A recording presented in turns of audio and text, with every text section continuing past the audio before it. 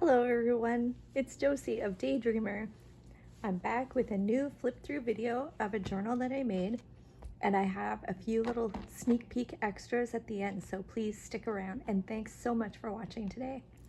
I made this journal from scratch. The cover I built, painted. I used a fabric underneath with some texture so that when I painted it, it really showed through. I glossed it with my Liquitex to put a protective coating on. It helps, you know, if there's a spill or whatnot, you can just wipe the journal off. But while I was doing the cover in Liquitex, I also sprinkled some glitter. So I'm really hoping that it shows in the video because this journal is beautiful.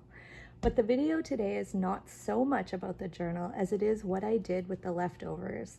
I don't know about you, but my scrap box gets so full, and I really wanted to find a way to use all the paper when I'm making a journal so that I'm not left with so many bits at the end. So let's get into it.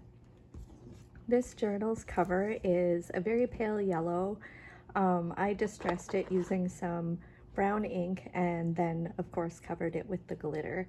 So I tried to match up the pages on the inside to be a little bit of golds, lots of yellow. A lot of the pages are tea dyed. I really like leaving the pages blank. This is a flip out with a little popcorn bag so that you could store things inside if you wanted to. I did some sewing in here, creating pockets. I found that when I first started making journals, I really enjoyed decorating the inside, but then once I would sit down to journal, it's actually the blank page that calls to me a little bit more. Another tuck spot. So I really try and leave the pages blank now so that I can have a lot of fun playing with the pages on the inside, and so that anybody who buys a journal can really have fun being creative once they get it. So I try to shy away a little bit from overfilling it with too many things. This is a pocket, got a coloring page. Those are fun. On the days when you're really not feeling too inspired, color. It just adds a lot of beauty inside your book, and you're still able to be creative without having to come up with lots of big fantastic ideas. So we've got another pocket.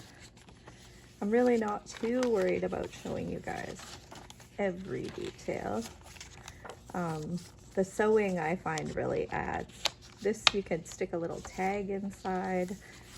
I tried to use up a lot of scrapbooking papers because I have so many, and I'm constantly trying to reduce my pile. So yeah, it's just a very pretty journal. I mean, it could be Christmas if you wanted to add Christmas touches inside, but this journal will work for all seasons. I've got lots of flowers in here, all kinds of things. But I don't know about you, but for me, when I'm making a journal, I've chosen pages specifically because they work inside this book. So when I'm left at the end with a bunch of offcuts, they just go into my scrap bin. They don't really go with anything. I don't want to use them to decorate the inside of the book because that's your job, or mine if the journal's for me. And I just happened to come across a really great video.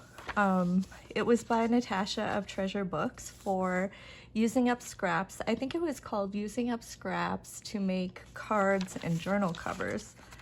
But she's always encouraging us to use her ideas in whatever creative way works for us.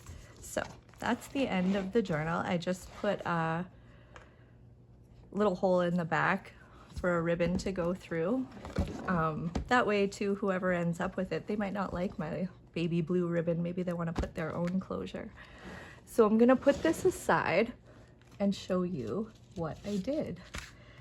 So whoever is lucky enough to buy this journal will also get a little pouch of the clusters that she taught us to make in the video to make cards and journal covers, but really you could use them on anything. You could use them to decorate your pages. You could use them on another journal cover if you wanted to, but all of these are made using the offcuts and the tear-offs of the pages that were too large to fit into the book. So I've got 1, 2, 3, 4, 5, 6, 7 extra little clusters that will go in this book to whoever chooses to purchase it. So I just dug into my stash. I had lots of little cutouts that I had done of birds, whatever, things that I had found in magazines. So I used those as the focal point. So that's those. And then I still had some extras. So the little pouch here that I made to hold these is also from an offcut. And then I thought, what else could I do? So this is just a little, it's kind of like a little matchbook style. I used a brad and a little circle as the closure, and it just tucks in there. I decorated it with washi tape samples, which the new journaler could also use within their book. Sorry for the Band-Aid. Paper cut, hazard of the job. So yeah, so this person will get some washi tape samples, and then the inside, it's stapled. I didn't bind it with thread, it's just stapled. So you could tear these out and use them also to decorate in your pages, or you can leave it as a little booklet and have some fun turning this into a second little journal project to go with your larger one. So here's an idea, you know, use up those scraps, add to the book, and as the grand finale in my video, which yay, I managed to keep pretty short, is this is what was left over. And these bits will go straight into the recycle bin. And I don't feel bad about that at all. So I hope this video brought you a little bit of inspiration, helped you to maybe see some ways to use up all of those extra little bits at the end of your journal making project. Thanks so much for watching, and stay tuned to my channel because I'm always saying at the end of my videos that I plan to post regularly, but let's face it, life gets in the way. I was working a 9 to 5. I had very little time to do my own journaling, let alone make videos. But now I'm back on a much more manageable work schedule, and I have made an affirmation, resolution to post regularly on my channel beginning this December and into the new year. So thank you everybody for watching. If you haven't subscribed already, please hit the like button and subscribe to my channel, where I love to share ways to use up those scraps and be creative in any way that you can. Have a great day, everybody.